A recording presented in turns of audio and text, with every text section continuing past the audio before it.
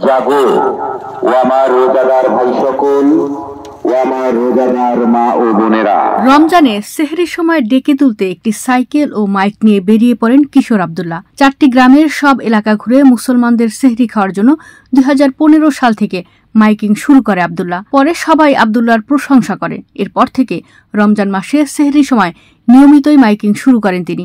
এবছর রমজানে সেহরির সময় মাইকিং এর মধ্য দিয়ে 10 বছরে পাড়ি দিলেন আব্দুল্লাহ। আব্দুল্লাহর বাড়ি লালমনিরহাটের হাতীবান্ধা উপজেলার সানিয়াজান ইউনিয়নের শেখ সুন্দর গোনাপাড়া গ্রামে 2001 সালে মাইক সার্ভিস ব্যবসা চালু করেন তিনি।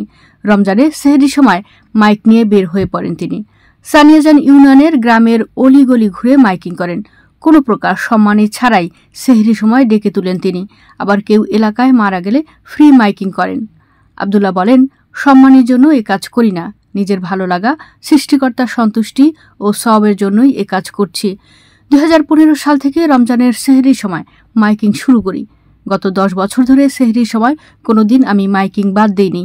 আল্লাহর রহমতে অসুস্থতা কিংবা বৈরী আবহাওয়া কোনো কিছুই আমাকে বিরত রাখতে পারেনি। যতদিন বেঁচে আছি কাজটি যেন করতে পারি, এটাই প্রার্থনা। স্থানীয় মুসল্লিরা বলেন, আব্দুল্লাহ রমজান মাসে রাত জেগে প্রতিদিন সেহরির সময় মাইকিং করে মুসলমানদের ডেকে তোলেন। দীর্ঘদিন ধরে তিনি এই কাজটা করে যাচ্ছেন।